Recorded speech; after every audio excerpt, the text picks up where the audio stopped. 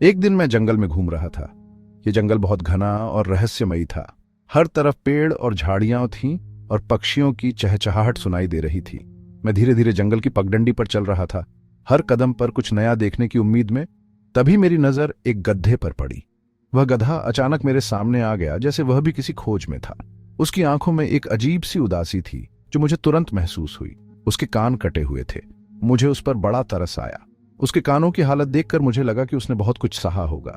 शायद किसी ने उसके साथ बुरा व्यवहार किया था या फिर वह किसी दुर्घटना का शिकार हुआ था।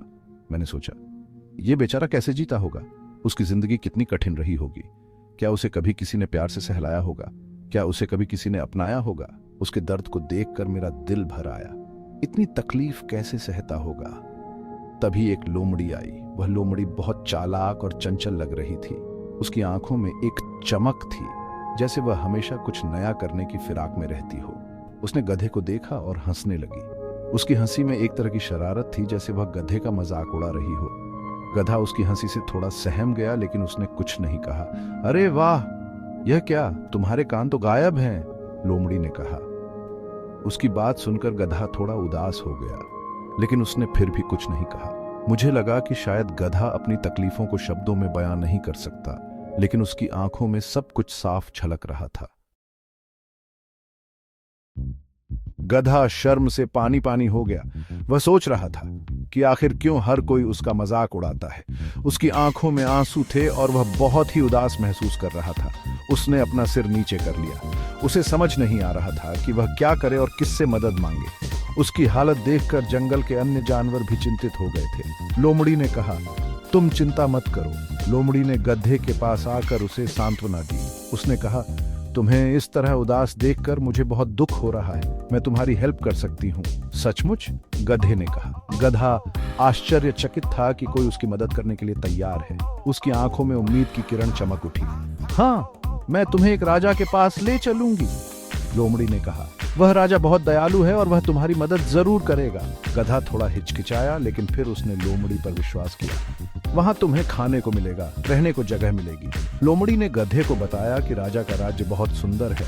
वहां हर किसी के लिए पर्याप्त भोजन और आश्रय है और कोई तुम्हारा मजाक भी नहीं उड़ाएगा। लोमड़ी ने कहा, वहां के लोग बहुत अच्छे हैं और वे तुम्हारा सम्मान करेंगे। गधे ने सोचा कि यह उसके लिए एक नई शुरुआत हो सकती है। गधा खुश हो गया। वह अपने जीवन में पहली बार जंगल में घूमने निकला था।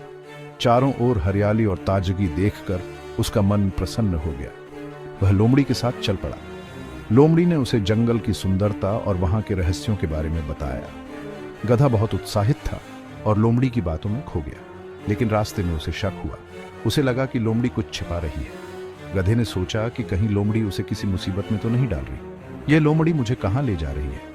गधे ने चारों ओर देखा और उसे कुछ अजीब सा महसूस हुआ। उसे लगा कि वह किसी अनजान जगह पर आ गया है। कहीं यह मुझे धोखा तो नहीं दे रही, उसने सोचा। गधे के मन में संदेह बढ़ता गया।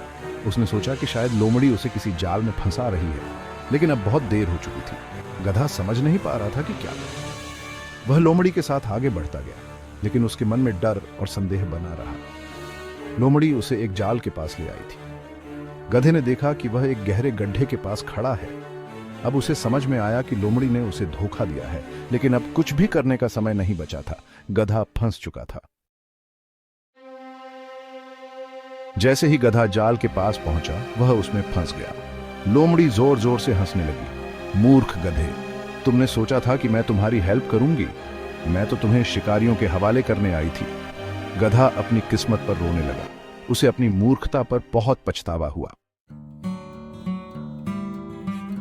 तभी एक उल्लू वहां आया। उसने पूरी घटना देख ली थी। उल्लू ने कहा, देखो, सुंदरता बाहरी नहीं अंदरूनी होती है। जो लोग सिर्फ दिखावे पर जाते हैं, वे अक्सर धोखा खा जाते हैं। यह कहानी हमें बहुत कुछ सिखाती है। आज हमारे समाज में भी लोग बाहरी दिखावे पर ज्यादा ध्यान देते हैं। हमें याद रखना चाहिए कि सच्ची खूबसूरती हमारे गुणों में होती है, हमारे रूप रंग में नहीं। हमें दूसरों की बातों पर आंधे होकर भरोसा नहीं करना चाहिए।